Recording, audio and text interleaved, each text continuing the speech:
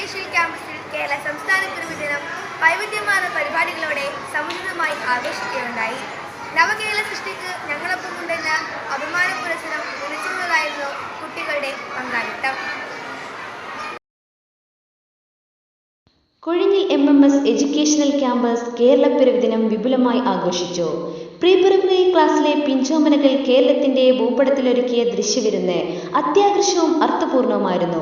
വിവിധ ജില്ലകളുടെ കലാ സാംസ്കാരിക സവിശേഷതകൾ ക്രമീകരിച്ച് നിശ്ചല ദൃശ്യങ്ങളിലൂടെ അനാവരണം ചെയ്യപ്പെട്ടു.